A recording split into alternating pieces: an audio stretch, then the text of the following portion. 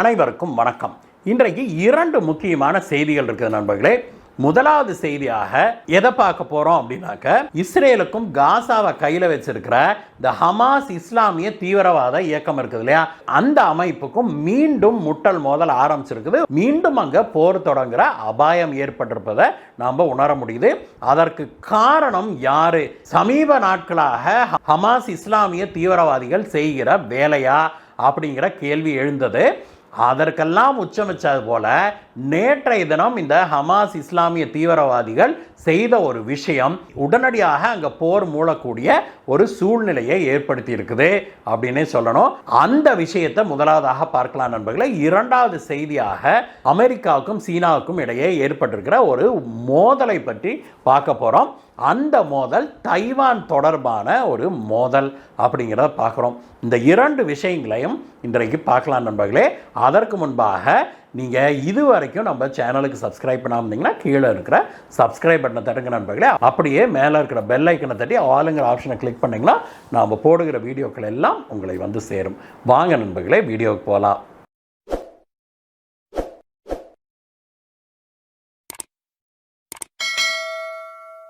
நண்பர்களே, middle ஈஸ்ட்ல Hamas தீவிரவாதிகளுக்கும் இஸ்ரேலுக்கும் இடையே ஏற்பட்டிருந்த அந்த அமைதி ஒப்பந்தத்துடைய மிக முக்கியமான ஒரு கண்டிஷனே என்ன அப்படின்னா, ஹமாஸ் இஸ்லாமிய தீவிரவாதிகள் அங்கே தாங்க பிடிச்சு வச்சிருந்த பிணை கைதிகள்லாம் ரிலீஸ் பண்ணும்.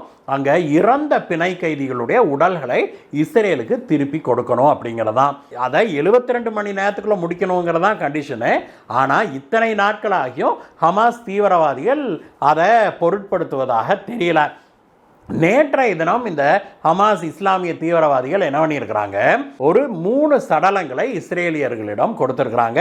அது பிணை கைதிகளுடைய சடலங்கள் அப்படின்னு சொல்லி அவங்க சொல்லியிருக்கிறாங்க. அதை வாங்கிய இஸ்ரேல் உடனடியாக டிஎன்ஏ டெஸ்ட் செய்து பார்க்குறாங்க.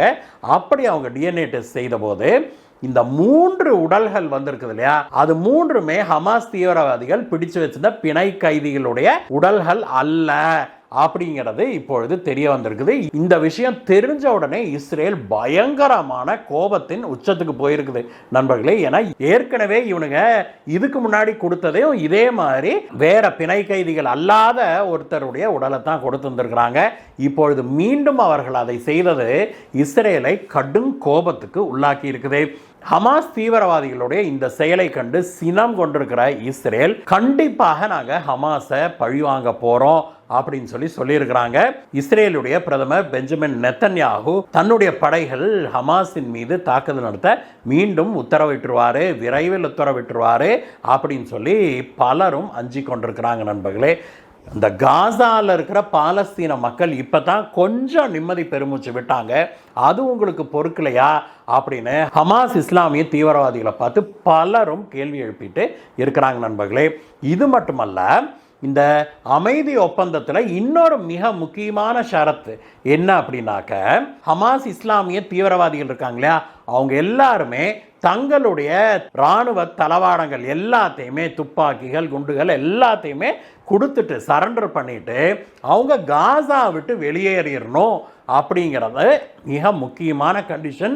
அந்த காசா பகுதியுடைய அட்மினிஸ்ட்ரேஷன் ஒரு சர்வதேச குழுவிடம் கொடுக்கப்படும் அப்படிங்கிறது அந்த கண்டிஷனு.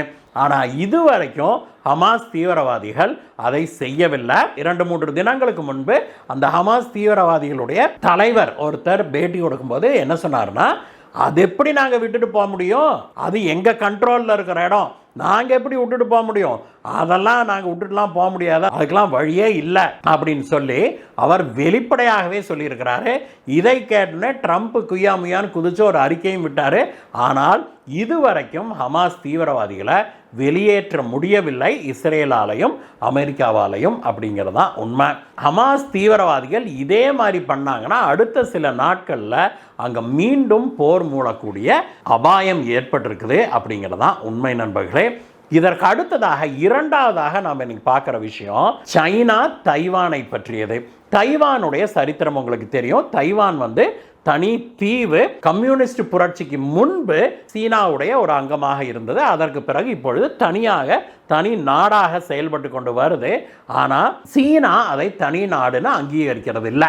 அது எங்க நாட்டின் ஒரு பகுதிங்குது. சீனாவுக்கு பயந்துகிட்டு உலகின் பெரும்பாலான நாடுகள் தைவானுக்கு அங்கீகாரம் வழங்கவில்லை.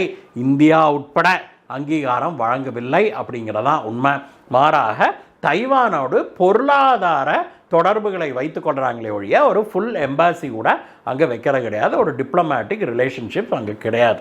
இப்படிப்பட்ட சூழ்நிலையில் சீனா இந்த ஆண்டோ அல்லது 2026ஆம் ஆண்டோ தைவானை இராணுவ ரீதியில் ஆக்கிரமித்து கைப்பற்றி தன்னுடைய நாட்டோடு மெயின்லேண்டோடு இணைத்து கொள்ள போகிறோம் அப்படின்னு இப்பொழுது சீனாவில் பேச்சு எழ ஆரம்பிச்சிருக்குது.